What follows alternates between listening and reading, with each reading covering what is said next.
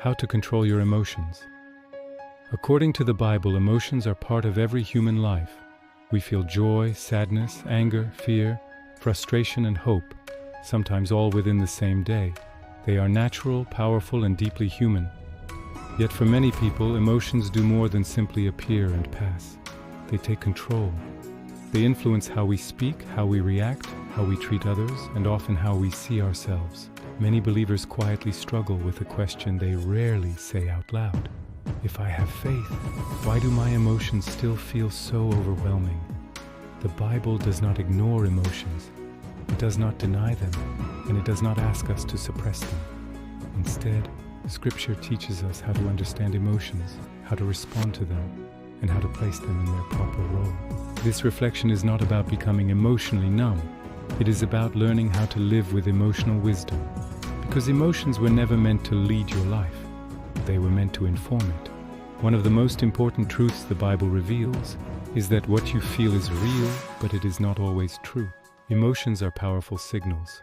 They alert us to danger, loss, joy, and connection. But emotions are not reliable guides on their own.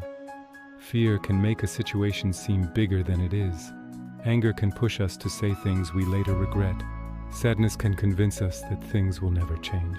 Scripture acknowledges this human reality when it says that the heart can be unstable and difficult to fully understand.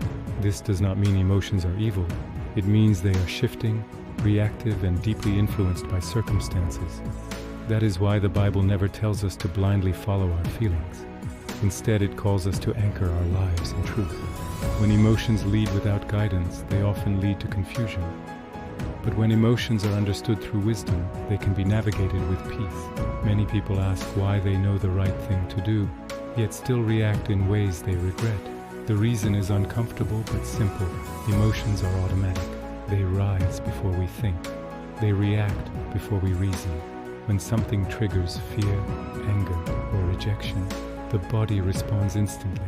The mind follows later. This is why emotional control is not about stopping feelings. It is about slowing down responses. The Bible speaks directly to this when it reminds us to be quick to listen, slow to speak, and slow to become angry. Wisdom is not emotional suppression. Wisdom is emotional regulation. Without pause, emotions control us. With pause, we regain choice. And choice is where freedom begins. Scripture places enormous importance on the mind because while emotions may arise in the heart, they are shaped and strengthened in the mind. What you repeatedly think about reinforces what you repeatedly feel. Fear grows where fearful thoughts live. Anxiety multiplies where uncertainty is replayed. Peace grows where truth is repeated. This is why the Bible calls for renewal of the mind. Transformation does not begin by changing circumstances. It begins by changing thinking. When the mind is renewed, emotions lose their dominance. They no longer dictate reactions. They become signals rather than commands. A renewed mind does not eliminate emotions. It places them under wisdom. It allows you to feel without being ruled.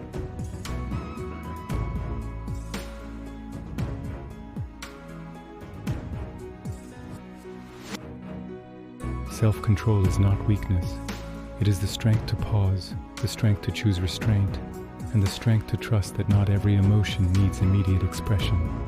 Jesus himself experienced emotions deeply.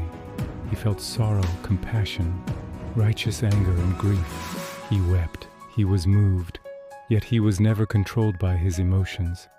When he was insulted, he did not retaliate. When he was pressured, he did not panic. When he was betrayed, he did not lose clarity. His emotions were real, but they were aligned with truth and purpose. Jesus shows us that emotional control is not emotional absence, it is emotional alignment. The Bible also gives us practical wisdom for handling emotions. It begins with honesty. Naming what you feel removes confusion. Ignoring emotions gives them power, but acknowledging them brings clarity. Then comes questioning the emotion. Is this feeling rooted in truth or fear? Is it guiding me toward wisdom or pushing me toward reaction? A pause, even a brief one, creates space for clarity. And in that space, truth can replace distortion. Scripture invites us to cast our anxieties onto God, not because emotions are wrong, but because we were never meant to carry them alone. Control begins when emotions are surrendered rather than fought in isolation. Faith does not eliminate emotions. Faith gives them direction. Fear becomes caution. Anger becomes discernment. Sadness becomes reflection. Without faith, emotions dominate. With faith, emotions cooperate.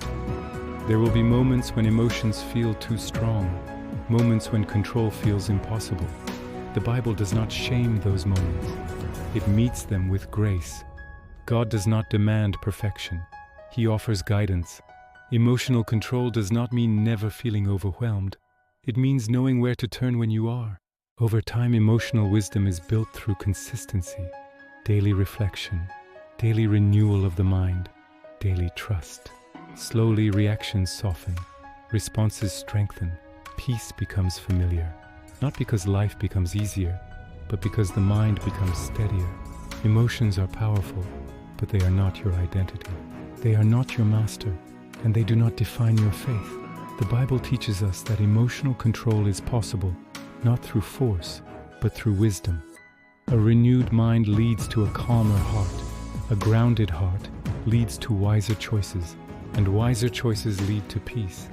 This journey does not end here. It begins here. If this message resonated with you, stay connected. Subscribe to the channel for more reflections on faith, mindset, and daily life.